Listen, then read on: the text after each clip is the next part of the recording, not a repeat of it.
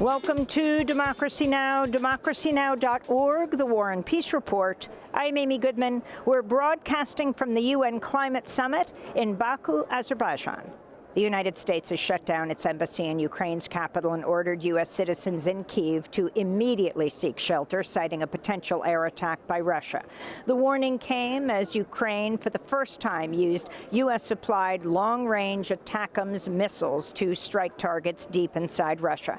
This follows President Vladimir Putin's warning that Russia had lowered its threshold for the use of nuclear weapons in response to escalating U.S. and European support for Ukrainian counterattacks on Russian soil. At the United Nations, Ukraine's UN ambassador Tuesday read a statement co-signed by 42 European Union members marking the 1,000th day of Russia's full-scale invasion of Ukraine. We have to make the Russians sit down at the table of negotiations, and the only way to do it is by strength.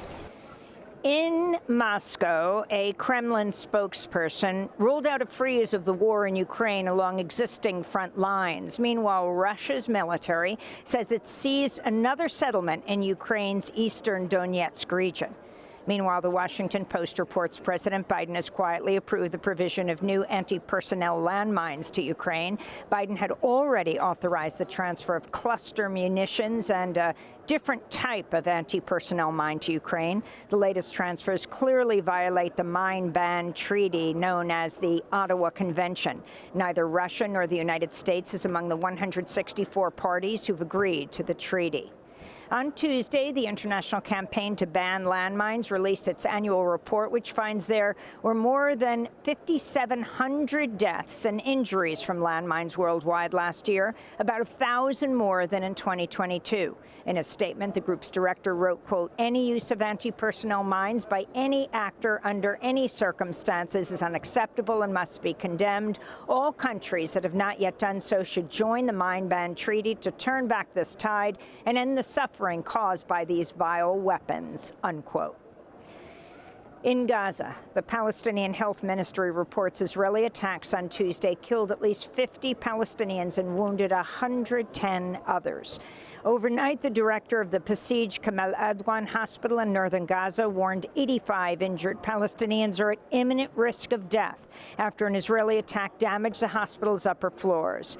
Dr. Hussam Abu Safia said the hospital had received a large influx of children with signs of malnutrition and is facing an extreme catastrophe, he said.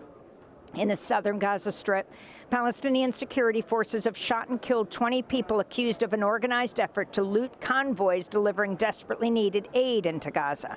Monday's killings came 2 days after armed gangs violently looted nearly 100 trucks carrying food provided by the United Nations. A spokesperson for the UN's refugee agency for Palestinians said Israeli authorities had instructed the convoy to use an unfamiliar route on short notice ahead of the ambush. Drop Site News reports the Israeli military has systematically targeted Palestinian security forces charged with protecting aid shipments while allowing armed gunmen to attack aid convoys in areas under Israeli control. On Tuesday, desperate Palestinians queued up at a soup kitchen in Khan Yunis, hoping for a meal after a shortage of flour forced a main bakery in central Gaza to halt operations. We're all hungry. We're all hungry. There's no flour. It's been a month that we don't have flour, frying oil, or sugar. We want some tea to drink. We want to make bread. We are hungry and need food and beverage. It is shameful what they are doing to the people. In more news from Gaza, Al Jazeera Arabic journalist Hossam Shabat was injured on Tuesday in an Israeli attack on a home in Gaza City. Shabat had been covering the aftermath of an Israeli bombing when a second strike hit. He wrote on social media the attack was deliberate, adding, quote, "The moment I stepped inside, the house was bombed again, and dismembered body parts of the wounded flew around me," he said. A first responder and civilians were killed in the strike. On Capitol Hill, more than 4 dozen peace activists were arrested Tuesday as they held a protest inside the Hart Senate office building demanding an end to U.S. arms transfers to Israel. Protesters led by Jewish Voice for Peace wore red T-shirts demanding education, housing, health care, and jobs, quote, not genocide, unquote. Separately in Chicago, more than a dozen Jewish peace activists were arrested as they nonviolently blocked escalators and elevators to shut down business operations at Caterpillar's business and analytics hub. Caterpillar supplies Israel's military with armored bulldozers used to demolish homes and businesses in the occupied West Bank and Gaza. The protest came ahead of an expected vote in the Senate today on resolutions authored by Vermont's independent Senator Bernie Sanders that would block the sale of U.S. tank rounds, bomb kits, and other lethal weapons to Israel. The truth of the matter is that from a legal perspective, these resolutions are not complicated. They're cut and dry. The United States government is currently in violation of the law, and every member of the U.S. Senate who believes in the rule of law should vote for these resolutions. On Monday, one of the largest U.S. labor unions, the 2 million strong SEIU, Service Employees International Union, called on senators to approve Sanders' resolution. Union President April Verrett said, quote, SEIU members have made clear they want an end to taxpayer dollars being used to fund military aid that enables attacks against innocent civilians in Gaza, unquote. President-elect Trump has picked TV personality Dr. Mehmet Oz to run the Centers for Medicare and Medicaid Services.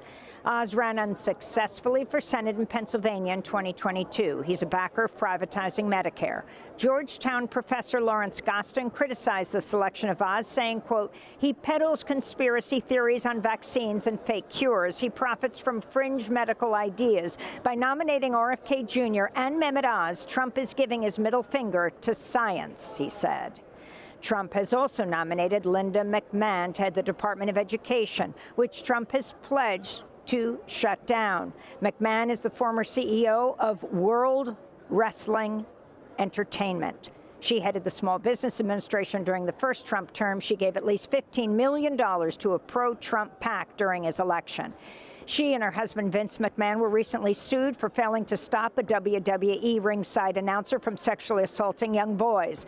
Linda McMahon is the co-chair of Trump's transition team with another billionaire, Howard Lutnick, the chief executive of the Wall Street firm Cantor Fitzgerald. On Tuesday, Trump picked Lutnick to serve as Commerce Secretary. In other transition news, ABC News is reporting the House Ethics Committee obtained records that appear to show Trump's pick for Attorney General Matt Gaetz sent over $10,000 to 2 women who claim he paid them for sex. Gaetz resigned his seat in Congress last week, putting an end to the House Ethics Committee probe. While House leaders are resisting calls to release the committee's findings, a hacker has reportedly gained access to the sealed testimony in the probe. The Texas General Land Office has offered the incoming Trump administration a 1,400-acre ranch near the U.S.-Mexico border as a construction site for immigration jails after Trump promised to call up the military to carry out mass deportations. The offer came as Los Angeles City Council approved a sanctuary city ordinance forbidding city employees and resources from being involved in federal immigration enforcement. The measure passed unanimously Tuesday, the same day the Los Angeles Unified School District reaffirmed its status as a sanctuary district for immigrants. This is Shuming Cheer of the California Immigrant Policy Center. We're extremely concerned, given that this is a city where about 1/3 of the population is immigrants. We are all extremely concerned, worried, panicked, afraid that the National Guard or other people are going to be forced to execute Trump's mass deportation plans. But, you know, we're also organized. We've been through this before. We know how to respond. We have a lot of tools at our disposal, including the legal system, including the strength in our communities. So we also know that we can fight back with power. Republican Congressmember Nancy Mace has introduced a resolution to ban transgender women from using women's bathrooms in the U.S. Capitol following the historic election of Sarah McBride, who recently became the first openly transgender candidate elected to Congress. McBride will represent Delaware in the House beginning in January. She called the resolution, McBride that is, a blatant attempt from far right-wing extremists to distract from the fact that they have no real solutions to what Americans are facing, McBride said. And in Texas, a majority of the State Board of Education has voiced support for a new Bible-based curriculum for students in kindergarten through 5th grade. If approved, Texas public schools would be given financial incentives to use the optional curriculum. The president of the Texas American Federation of Teachers, Zeph Capo, criticized the new curriculum.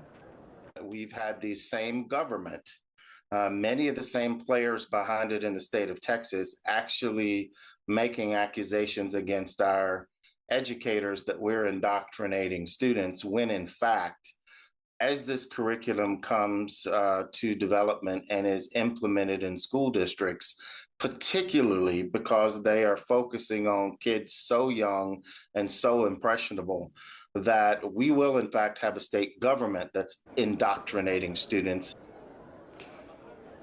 And those are some of the headlines. This is Democracy Now!, democracynow.org, The War and Peace Report. I'm Amy Goodman.